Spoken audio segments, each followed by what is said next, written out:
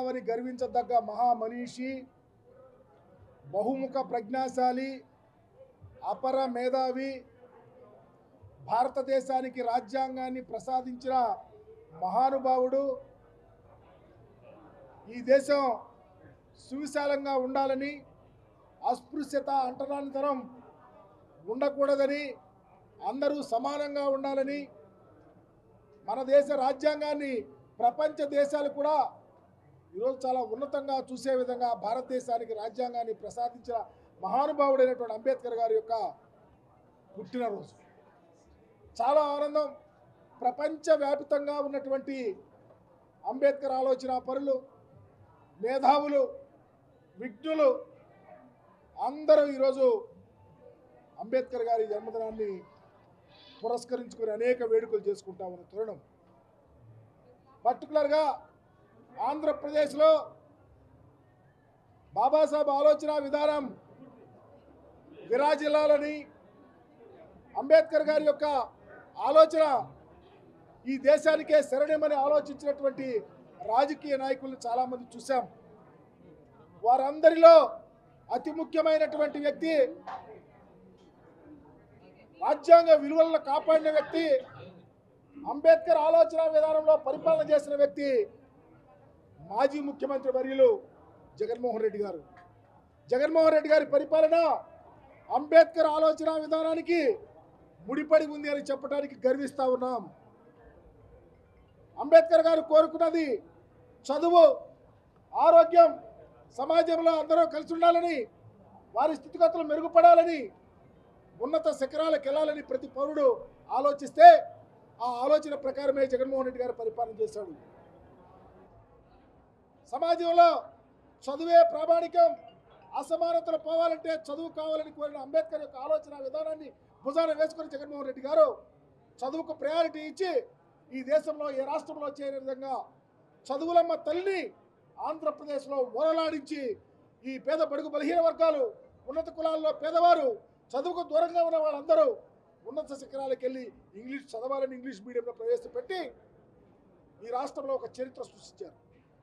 అలాగే ఆరోగ్యానికి సంబంధించి ఏ పేదవాడైనా ఎవరి మీద ఆధారపడకుండా డైరెక్ట్గా ఏ హాస్పిటల్కైనా వెళ్ళి కార్పొరేట్ హాస్పిటల్లో చూపించే విధంగా గొప్ప పరిపాలన అందించారు. సామాజికంగా గుండె మీద చేసుకుని ధైర్యంగా బ్రతకడానికి అవకాశం కలిగే విధంగా పరిపాలన చేసి జగన్మోహన్ రెడ్డి గారు తానుకు తానై అంబేద్కర్ వారసుడిగా భుజాన వేసుకొని పనిచేశాడు. అదేవిధంగా రాష్ట్రంలో ఎక్కడ అసమానతలు లేవు, ఎక్కడ చిన్న చిన్న అంటువడిస్తే తప్ప ఎక్కడ చిన్న పొరపచ్చాలు కూడా లేకుండా పరిపాలన చేసిన ముఖ్యమంత్రి, ఏకైక ముఖ్యమంత్రి జగన్మోహన్ రెడ్డి గారు. ఆ కోణంలోనే ఆయన యొక్క గొప్ప ఆలోచన, ఎవరికి పుట్టినటువంటి ఆలోచన, ఎవరికి తోచినటువంటి ఆలోచన. ఆంధ్రప్రదేశ్లో విజయవాడ నడిబొడ్డున 125 అడుగుల విగ్రహాన్ని 450 కోట్ల రూపాయలు వెచ్చించి 81 అడుగుల పెడస్టల్లో 125 అడుగుల విగ్రహాన్ని ఏర్పాటు చేసి భారతానికి అందించినటువంటి మహనీయుడు జగన్మోహన్ రెడ్డి గారు.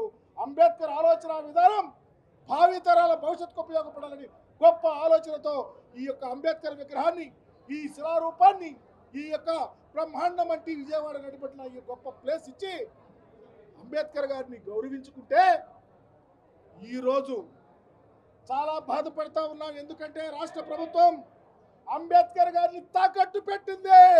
అంబేద్కర్ గారిని అమ్మి వ్యాపారం చేయాలని చూస్తూ ఉంది.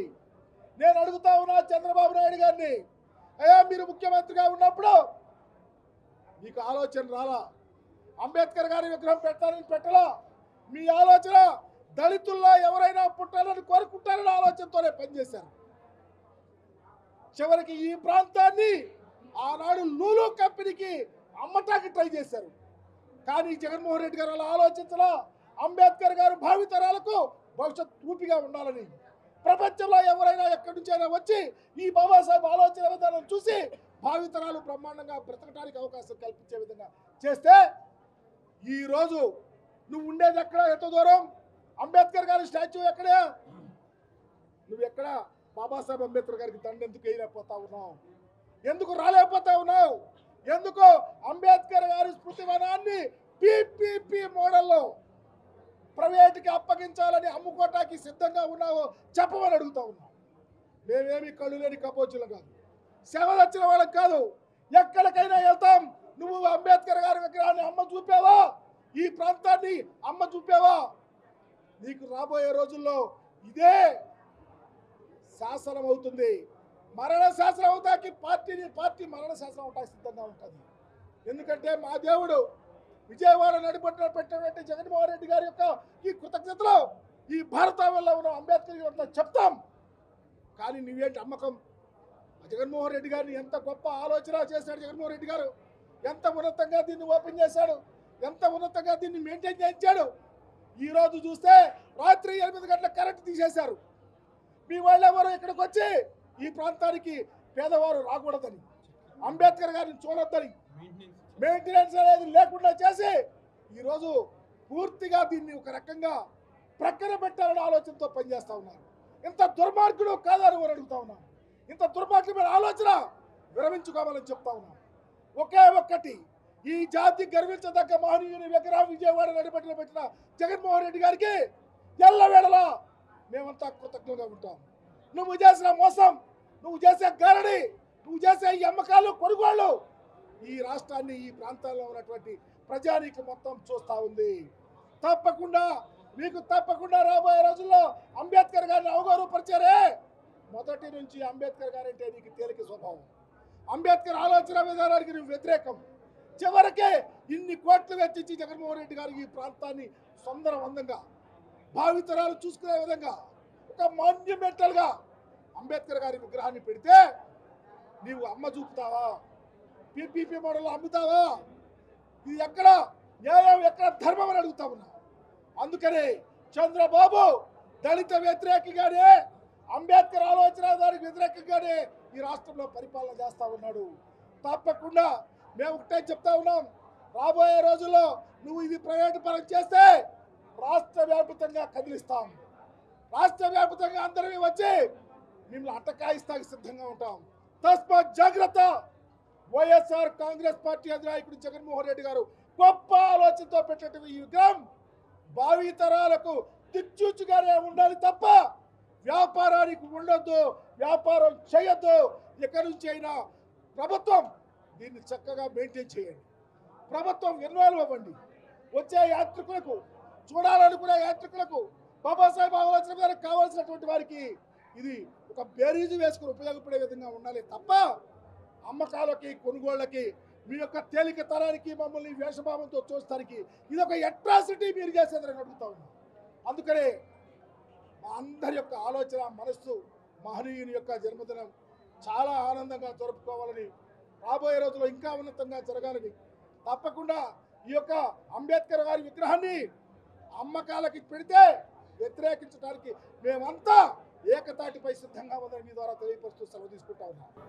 ఎన్టీఆర్ జిల్లా ఎస్సీసీఎల్ ఆధ్వర్యంలో ఘనంగా అంబేద్కర్ గారికి నివాళులర్పించే కార్యక్రమంలో పెద్దలు మాజీ మంత్రి మెరుగు నాగార్జున గారు, అదేవిధంగా వెల్లంపల్లి శ్రీను గారు, మల్లాది విష్ణు గారు, మా మేయర్ గారు, మా ఎమ్మెల్సీ గారు, మా రాష్ట్ర నాయకులు, జిల్లా నాయకులు ప్రతి ఒక్కరి గారు పాల్గొని ఆయన ఘనంగా నివాళులర్పించి, ఏదైతే జగన్మోహన్ రెడ్డి గారు ఒక నాయకత్వంలో విజయవాడ మధ్యలో అంబేద్కర్ గారి విగ్రహం ఏర్పాటు చేసి భావి తరాలకి అంబేద్కర్ గారు ఒక గొప్పతనం, ఏదైతే భారతదేశంలో ఈరోజు ఎవరైతే ప్రతి ఒక్కరి గారా చదువు కానివ్వండి ఉన్నతమైన స్థానంలోకి వెళ్తున్నారంటే దానికి కారణం డాక్టర్ బిఆర్ అంబేద్కర్ గారు.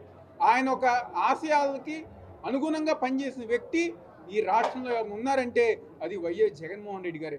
ఈరోజు కూటమి ప్రభుత్వం అధికారంలోకి వచ్చిన తర్వాత అంబేద్కర్ గారు ఒక ఆశయాన్ని పక్కన పెట్టేసి ఈరోజు బడుగు బలహీన వర్గాల మీద, ముఖ్యంగా దళిత వర్గాల మీద దారులు కానివ్వండి, అన్యాయాలు కానివ్వండి, ఆ విధంగా ఈరోజు కూటమి ప్రభుత్వం ముందుకు వెళ్తున్నారు. తప్పకుండా రాబోయే రోజుల్లో అంబేద్కర్ గారు ఒక ఆశయ సాధన కోసం జగన్మోహన్ రెడ్డి గారు ఒక నాయకత్వంలో మరింత ముందుగా పనిచేసుకుంటూ ముందుకు వెళ్తానికి అందరూ చెప్తూ సెలవు తీసుకున్నారు. బాబాసాహెబ్ డాక్టర్ బిఆర్ అంబేద్కర్ గారి జయంతి సందర్భంగా మెరుగు నాగార్జున గారు, అవినాష్ గారు, మేయర్ గారు, వెల్లంపల్లి శ్రీనివాస్ గారు, పుల్లారావు గారు, ఇతర ఎస్సీసీకి సంబంధించిన నాయకులందరూ కూడా విజయవాడ నగరంలో ఘనంగా నిర్వహించడం జరిగింది.